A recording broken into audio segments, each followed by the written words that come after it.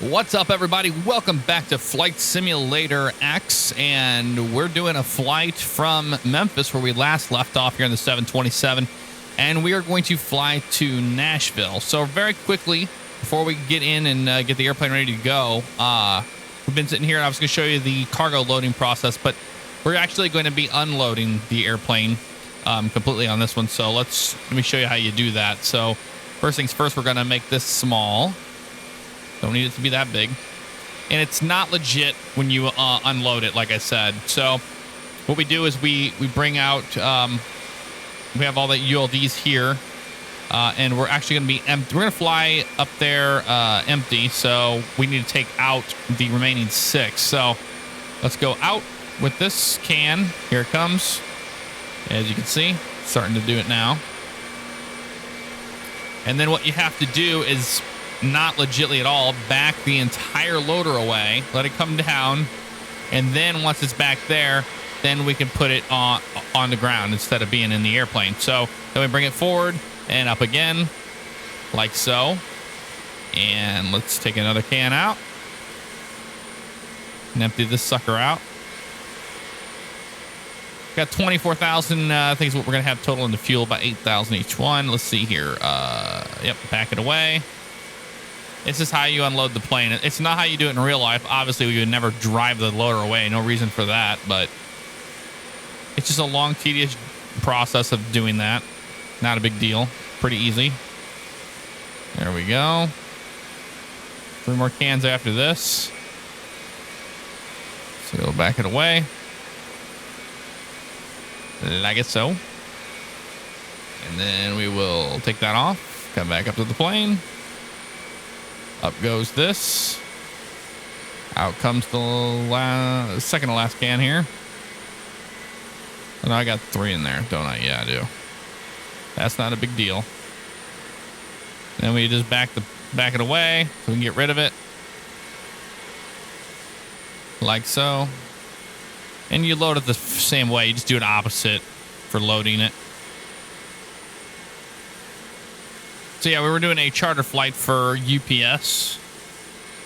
Take care of some of their freight for them. And then we're going to ferry the airplane back to Nashville. Empty. So we'll put that on the ground.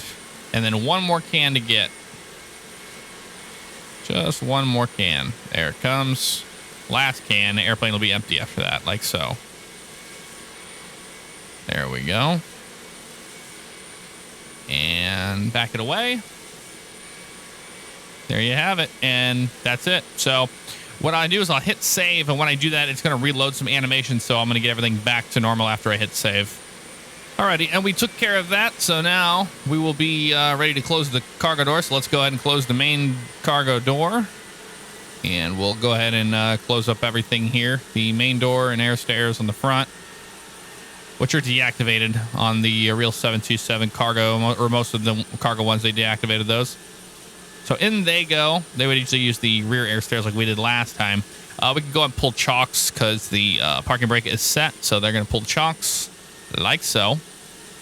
Alrighty. And as you can see over there in the distance is a FedEx DC-10 because that's the FedEx facility over there. A lot of airplanes have already left already, but we might see those a little bit later on. I'm not sure.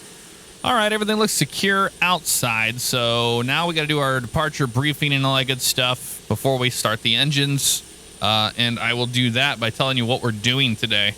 We're going to be doing the Elvis 2 departure out of Memphis here. And it looks like it's Eone is like the name of the intersection, but it's actually East 1. So we're going to be doing the East 1. And if we climb via the SID, which I'm not going to show you page 2 of it, no reason to. If we climb via the SID, we'll climb to 5,000 feet and then expect our flight level, which is going to be 260 today, 10 minutes after departure. We're going to be using the Memphis VOR. We can go ahead and set that up right now. That's 117.5, so let's go ahead and take care of that. It's just like St. Louis's VOR. Kind of funny, eh? Oop, the other way. 117.5. There we have it. And then we're going to be doing the 071 radial to East 1 is going to be that intersection. So we'll go ahead and set our course to 071. Oh, the other way, Jeff. And we're going to fly this 43 miles is going to be the DME. So 43 miles DME to the East 1 intersection, which is at 071. Let me put it on there right there. There we go. 071. And then we are going to go to Helm intersection, which is going to be a total of so we're going to turn a little bit to the right, and we're going to be a 067 degree radial outbound from Memphis, and that's going to be 71 DME to Helm. Once we get to Helm, we're going to switch over and fly direct to Graham VOR, and we'll cross Graham at 11,000 feet. And then we were going to expect vectors for the ILS-2 left approach into Nashville. And that's going to be us flying. Well, 066 is actually direct where we go to BNA, Bravo November Alpha, which is Nashville from the Graham VOR. But we are doing 075 because we're going to be expecting vectors for ILS-2 left. Well, we don't have real ATC, so we're going to be vectoring ourselves to ILS runway 2 left. So that's the flight in a total. So now that we have that taken care of, let's get this airplane ready to go. Turn our left pack off, right pack's off. Everybody looks happy here on the top. APU is on essential power. APU's on, yeah, so it's APU's on bus. Everybody looks good here. Alrighty, everything looks good up here. So if we look down, we're going to notice that our hydraulic A systems are on, but the B pumps are off. We're doing a pushback, so we want to make sure the B pumps are off. We're going to go ahead and turn on fuel heat just in case we encounter any icing. I doubt we will, but it's kind of a standard procedure on the 7.2. Fuel heat will be on, and we can see here we have the APU light on and just the gear doors, and that's what we want, essentially. All the fuel boost pumps are on, as well as the valves are all set. So with that said, let's get back over here to the first officer. Well, let's look at our overhead. We have window heat on, and everything else is pretty much all set up, ready to go. Just going through our flow here. Everything's good. Yep, lights out for the emergency lights. Exit lights are armed. Stall warning lights always on. It's on off. I don't know what the hell they want from me on that, but whatever. Yaw dampers are on. Everything's good. We go ahead and flip the beacon light on as we get ready to start the engines. So packs are off, and let's turn engine. Actually, let's tell ground we're ready to go, and we can get a pushback here. And cockpit ground. Y'all are all set up here. Brakes are released. We're ready to push. All right. They're gonna start pushing us. Here comes a little truck. Gonna connect and push us back.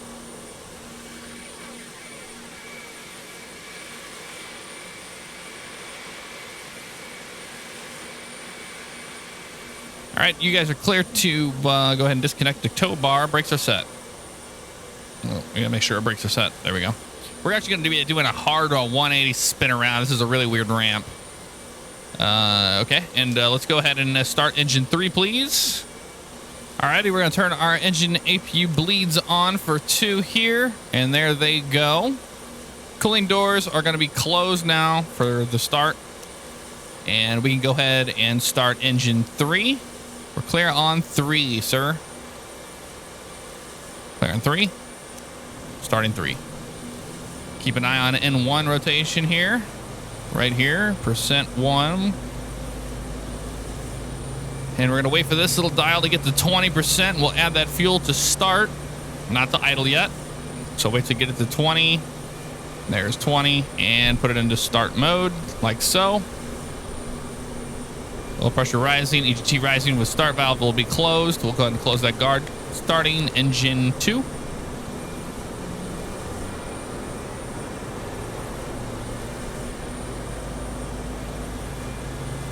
There it is, climbing. Wait to get to 20. There's 20. We'll just advance that smoothly to start, like so. And start valve closed. Turning 1.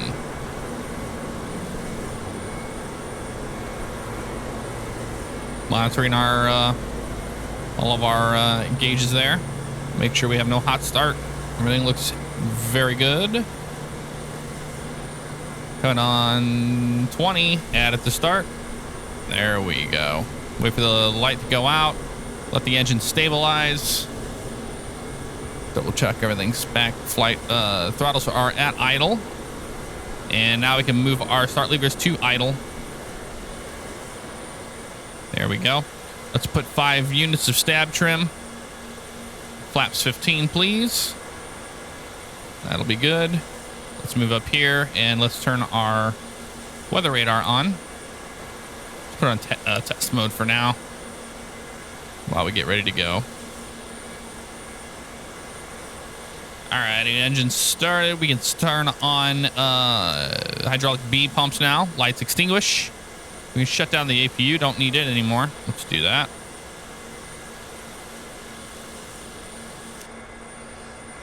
APU shutting down. Central power. What is going on with these things? Let's trip the bus ties.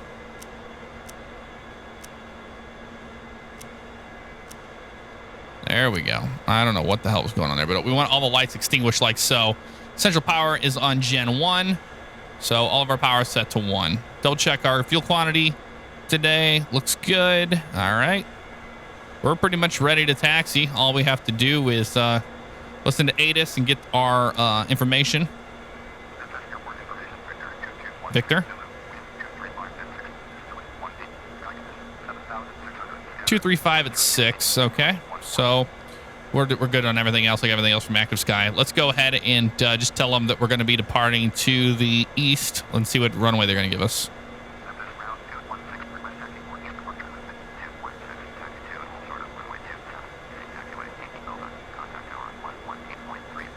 All right, we'll taxi to runway 27 via Yankee Alpha for that. All right, taxi lights are coming on like so, and flaps are set, brakes released, and this is a little tricky spin out of here, but we should be fine.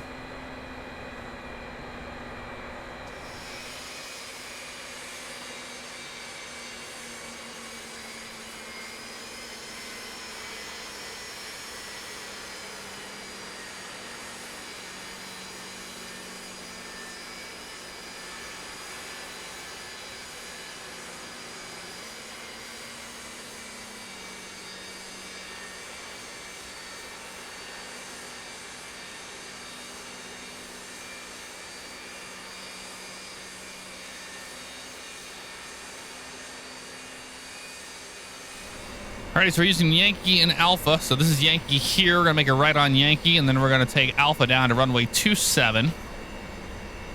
And then we'll make a right turn on our departure and join the outbound radial 071.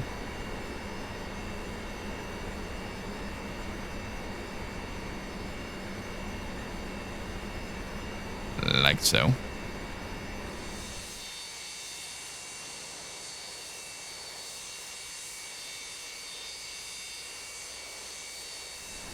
All right, we're about to make our right turn on to Alpha, and it's going to be cool. You're going to be able to see the FedEx facility a little bit better now as we make our turn.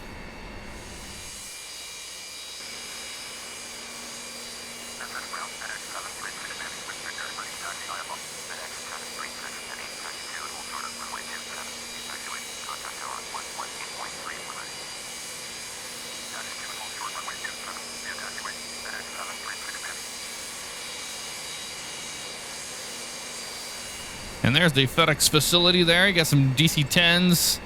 I saw a 777 earlier. I think he already departed, though. Not too much longer. We'll get down here at the end of Alpha and be ready to go. Runway 27. All right, we can flip over to Tower and listen to them now. You got a FedEx 75 getting ready to take off on 27 as well. It's pretty cool.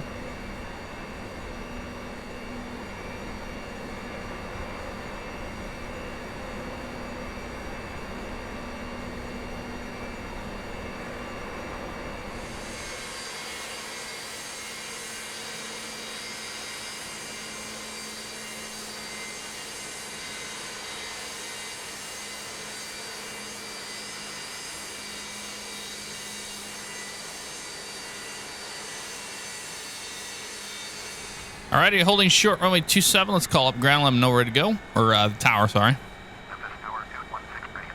Probably give us a position to hold or line up and wait. Nope. Yeah, position to hold. It's supposed to be a line up and wait. That needs to be updated, but okay. So we'll line up and wait. Landing lights will come on. We'll make sure our wing light's on as well. There we have it. Fine with that. Ooh, we got somebody landing on 27, so they're gonna get us out of here quick with no delay. No delay.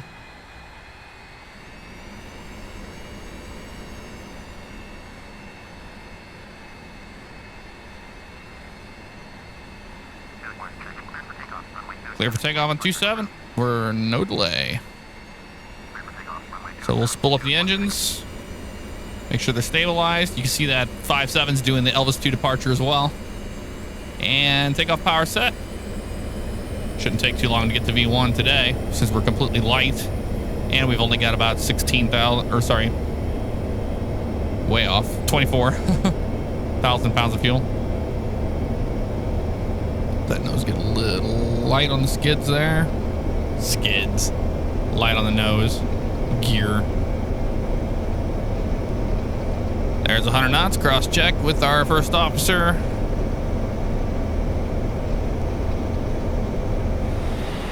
Rotate.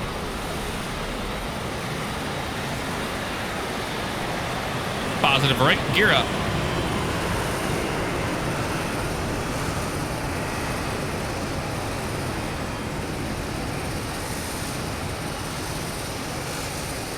All right, we can start our turn here in a little bit to the right.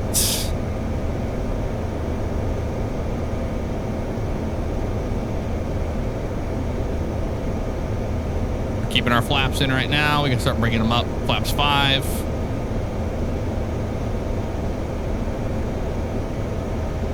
Nice turn to the right here. And we'll spin back around so we can join that outbound radial of 071 off the Memphis VOR.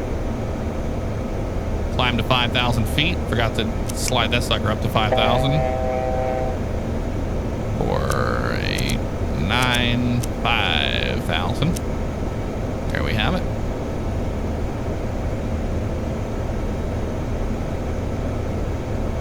Climbing away. We're light, so we're allowed to go a little more, like about 2,500 feet per minute there.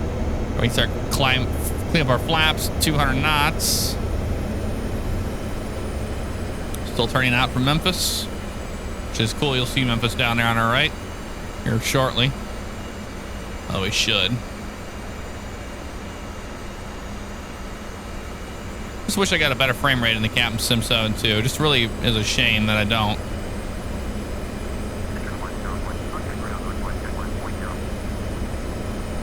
There we are. 200 feet. 1 to go to 5,000. Then we'll expect our clearance up to 250.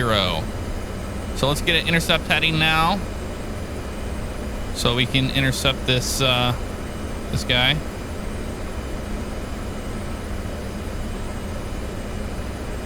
Maybe about 010. There we go. 100. Be a good intercept heading, especially 6 miles from the VOR. And we want to fly 43 miles DME. Get a nice climb here, back into 5,000. Still hand flying the airplane the whole time. Cross the path of the VOR and turn onto it. We can increase our speed a little bit more. There's 5,000 feet. So we're cleared to flight level 150 next. Always want to step it up.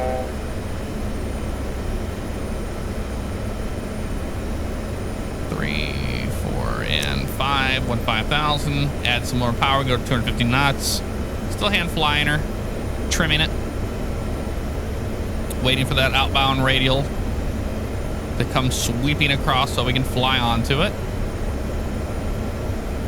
Climbing about 2,000 feet per minute since we are lightly loaded. Flaps are up, lights out. Gear is up, lights out. After takeoff checklist is complete for the most part.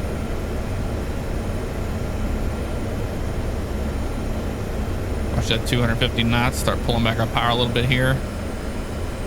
Still waiting to cross over this VOR.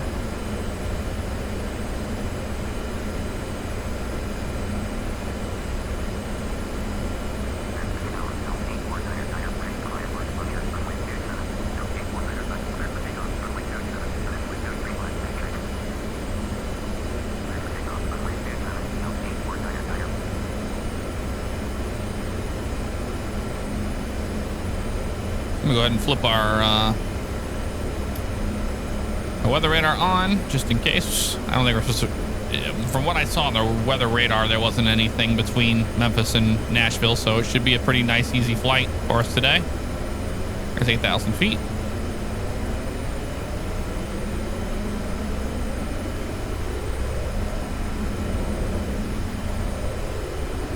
Here's our needle starting to move a little bit, so we're going to wait to get a little more squared up on it, add a little more power.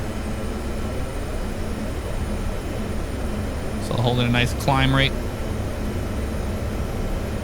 I'm going to wait for that bar to get like kind of inside of the wing of the little airplane symbol there, and then we'll turn on to it. There we go. Just kind of turn with it. Nice and easy on a 5-degree angle. No need to do anything more than that. We just want to fly with the needle. We don't want to chase it. More power.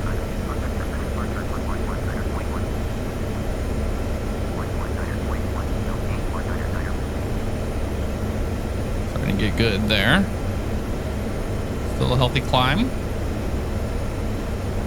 Turning a little bit more to the right. Make sure we get right on that radial. Try to fly this better than we have in the past. 727 is all about being smart about it. So, okay, climb thrust set. Cross to 10,000 feet. We go ahead and clean our lights up here.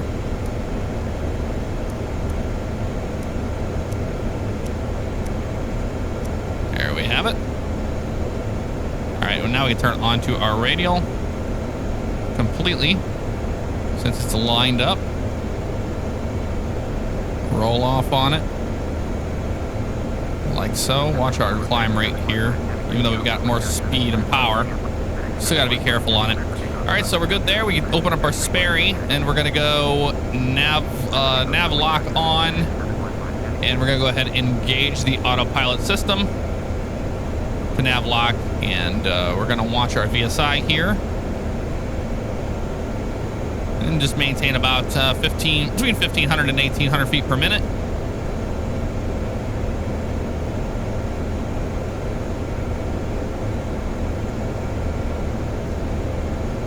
And actually, I'm going to move my heading hold over here just for whenever we're ready to make that adjustment. Pitch down a little bit here. 12.7 there. So we're keeping an eye. Let's open our chart back up. Chart showing that we are going to east 1 and a 071 radial. It would be 3,000 feet, but we were at 5,000 since we went around the long way. And 43 is what we're looking for on our DME. Then we'll switch over and we'll fly the Helm intersection to join the Graham 6 arrival. On a 067 degree radial out of Memphis. So one thing at a time here. One to go. Let's go and clear on ourselves up to flight level 260.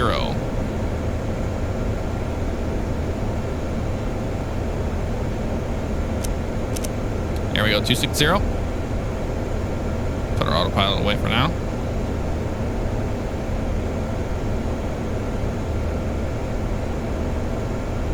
Go ahead and shallow our climb out a little bit.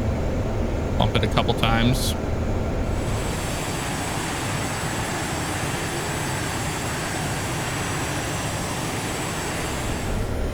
All right, we're getting close to making our small adjustment turn to 067 degrees to the left. So we can join that outbound radial out of the Memphis VOR, so we can pick up 71 DME to join the Graham 6 arrival into Nashville. So just 3 miles, it'll go pretty quick. So I'm gonna go ahead and get my course ready to go on 067 once we hit 42 here. There it is, so 67. And the airplane will turn. There comes 43 very soon. Keep an eye on our VSI there. We are always take a little bit of a bump whenever you're making that turn. So there's 43. We're on 44 now.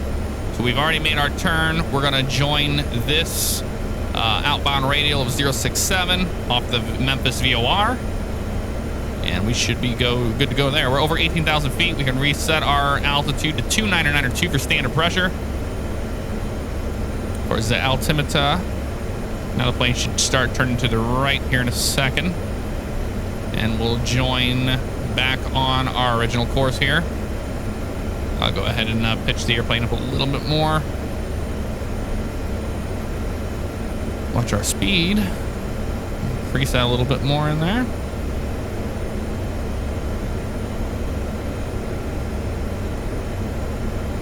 And we are further away from the VOR, so it's less sensitive and touchy. So now you can see the airplane's getting ready to start its right turn. So it'll come right out on the correct radial. Well, we'll see if it does. Sometimes it's not very good at it. But it seems to be doing all right. All right, we're starting to chase back over the needle. The airplane wants to chase it. I don't know the reason why behind that. So let's just go to manual so we can fly it ourselves. And let's go to a heading select. And let's just start doing it ourselves.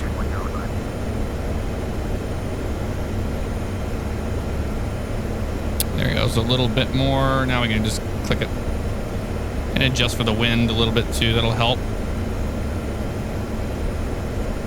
Alrighty. So we're on our way now. There's 59 miles. We want to go 71 DME, and we'll be at Helm.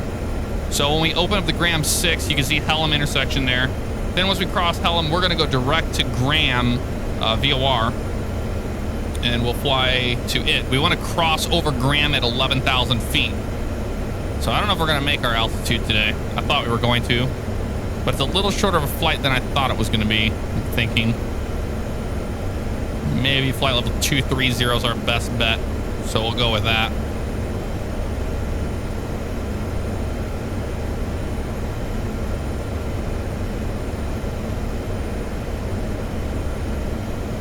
So down to 2.3.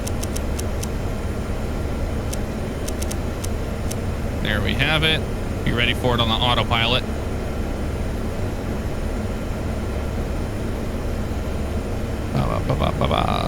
Down a little bit more.